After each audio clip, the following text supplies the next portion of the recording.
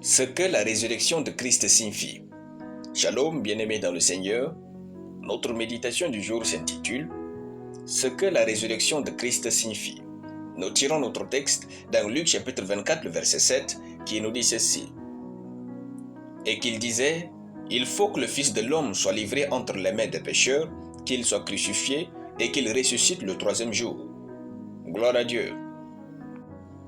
La résurrection de notre Seigneur Jésus d'entre les morts est le principal fondement de la vie chrétienne. Voici le sens de la résurrection de Christ que chacun de nous doit porter en lui. 1. La résurrection de Christ est la preuve définitive que Jésus est Dieu. Matthieu chapitre 27, le verset 64. Si Jésus n'était pas Dieu, il n'aurait pas pris rendez-vous au-delà de la mort et le tenir. Seul Dieu ne peut pas être affecté par la mort. Jésus est donc Dieu dans un corps humain. 2. La résurrection de Christ est la validité et la puissance de la foi chrétienne. 1 Corinthiens chapitre 15, le verset 14. En effet, notre foi chrétienne trouve son sens et sa force dans le fait que son auteur est vivant et non mort. 3.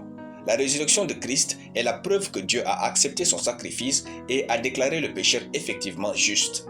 Romains chapitre 4, le verset 25. Car par sa mort, Christ a payé notre dette éternelle et par sa résurrection, il a reçu notre justification. Nous sommes ainsi justifiés devant Dieu pour toujours. 4. La résurrection de Christ est l'entrée dans la vie éternelle. Romains chapitre 6, le verset 4. Le pécheur est pardonné par la mort de Christ, mais il naît de nouveau, c'est-à-dire nouvelle vie, devient chrétien par sa résurrection. 5. La résurrection de Christ signifie que le croyant a été libéré de la puissance du péché.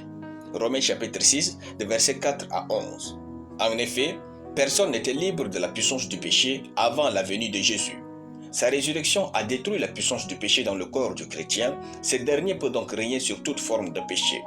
6. La résurrection est la preuve finale que Jésus a neutralisé Satan.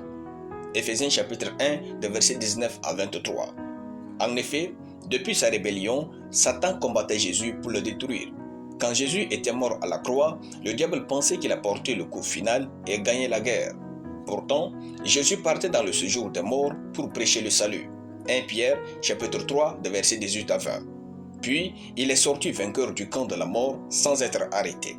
Ce n'est pas que Satan et les démons soient gentils, mais parce qu'ils étaient totalement neutralisés par Jésus. S'ils pouvaient l'arrêter, Jésus ne serait jamais ressuscité. Louons Jésus pour notre victoire et bon lundi de Pâques à tous. Gloire à Dieu. Nous allons prier. Seigneur Jésus, je te rends grâce pour ton sacrifice pour moi. Je déclare que je règne avec Christ car il est vivant pour toujours. Amen. La lecture biblique en une année, 1 Samuel chapitre 1 à 1 Samuel chapitre 3. Soyez bénis, c'était le pain du ciel.